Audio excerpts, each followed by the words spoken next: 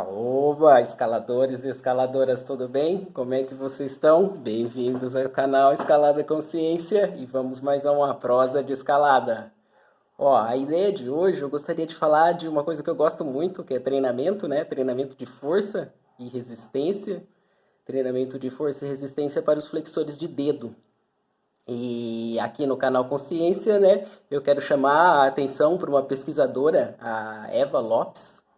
A Eva Lopes vem pesquisando na área de escalada há muitos anos, né? Escaladora, profissional da área, formada em educação física e treinadora na Espanha. E ao longo do processo aí da carreira dela de treinadora, ela vem medindo e pondo em prática uma série de modelos distintos de treinamento, de força e de resistência. Tanto é que isso acabou sendo a tese de doutorado dela, a aplicação desses diferentes modelos e como eles se combinam entre si. E para falar um pouco mais disso, né, desse modelo de treinamento de força e de resistência, eu trouxe um artigo dela de 2012, um artigo no qual ela pega dois grupos distintos e propõe duas práticas diferentes, né? Duas combinações diferentes desse treinamento de força e resistência. E pensando aí, qual é a pergunta que ela quer responder com esse trabalho? Qual eu vou treinar primeiro? Eu vou treinar primeiro força ou eu vou treinar primeiro resistência? Então, vamos conferir esse artigo. Para responder essa pergunta, tiveram 9 voluntários, 9 escaladores voluntários, que foram divididos em 2 grupos, né, para esses grupos fazerem os treinos de maneira alternada, para ver qual é melhor primeiro, se é força ou se é resistência, pensando num treinamento de 8 semanas. Então, a ideia desse artigo são 8 semanas, 4 semanas o treinamento de força, 4 semanas o treinamento de resistência. O outro grupo faz 4 semanas o grupo de resistência, o exercício de resistência, e 4 semanas o exercício de força, para saber qual grupo desenvolve melhor. E para isso nós temos que avaliar essas pessoas antes, durante e depois. Essa é a avaliação de força. Então, o que acontece? Seleciona um tamanho de reglete, a pesquisadora selecionou um reglete de 15 milímetros, e esse escalador tem que ficar pendurado durante 5 segundos com a maior carga que ele conseguir. Então, é feito esse teste para saber qual é a carga máxima que esse escalador ergue durante 5 segundos num reglete de 15 milímetros. O segundo teste é o teste de resistência, de endurance. Quanto tempo o escalador consegue ficar em dead hang, pendurado, num reglete de 11 milímetros. Então, uma parte legal dessa pesquisa, né, essa pesquisa durou 14 semanas, é que nas 2 primeiras semanas eles gastaram tempo com teste de maior carga no reglete de 15 milímetros e de resistência maior tempo no reglete de 11 milímetros. Na segunda semana, eles reproduziram o mesmo teste. Para quê? Para comparar os testes, para saber se esse teste tinha capacidade de ser reprodutível, ou se eu ia descobrir valores diferentes uma semana depois. Afinal de contas, eles não treinaram. Eu deveria descobrir o mesmo valor uma semana depois. E sim, de acordo com os resultados e a estatística em cima desse teste, sim, esse teste pode ser usado. Eles chegaram no mesmo valor.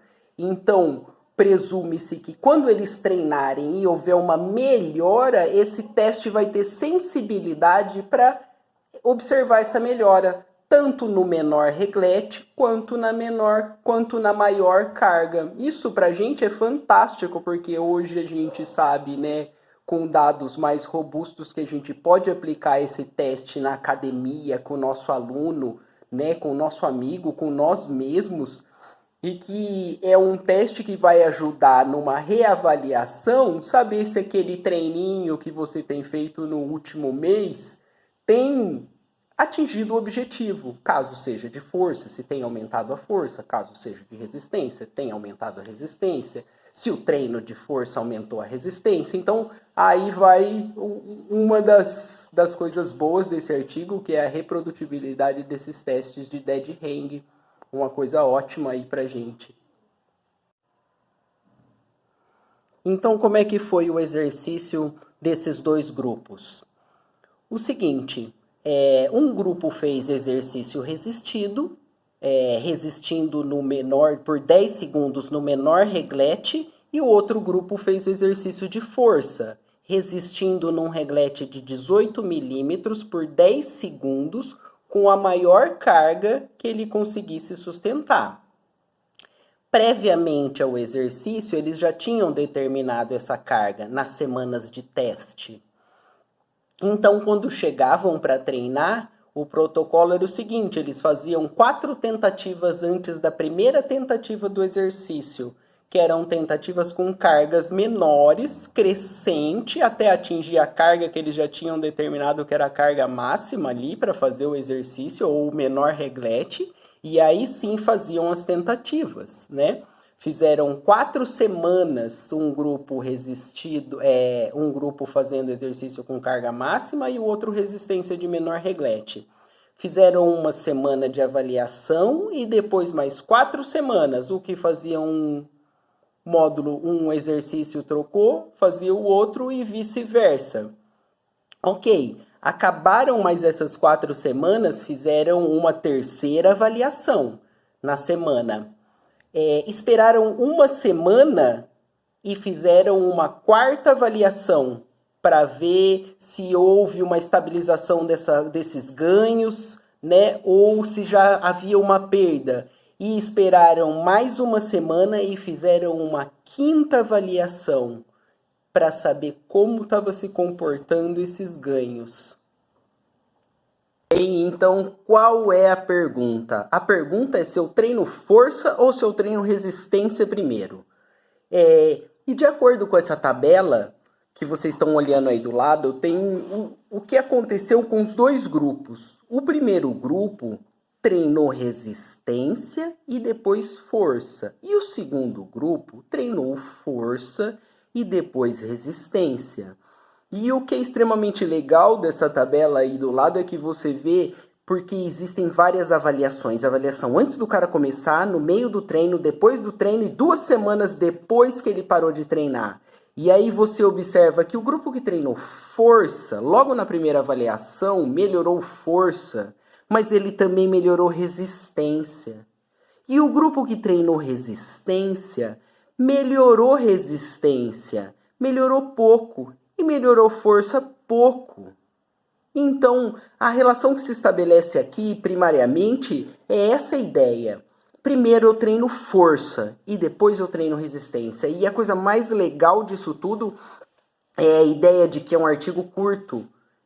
4 semanas treinando força, ele já teve resultado de força e teve resultado de resistência. Você pode treinar em 4 semanas para você ir para aquele final de semana, para aquele feriado, férias de meio de ano, abertura de escalada, esse tipo de atividade. Então as respostas são rápidas.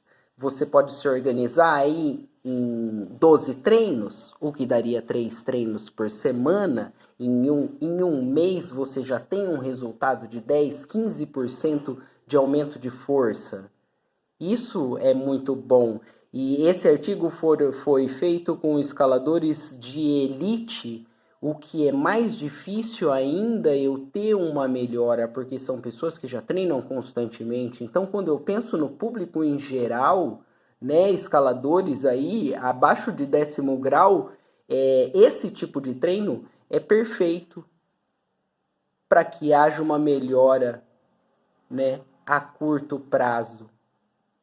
E essa ideia é boa. Então, conversa com o seu treinador sobre como dispor essa ideia entre força e resistência ao longo dos ciclos que você faz, para que haja um ganho concomitante das duas variáveis, beleza?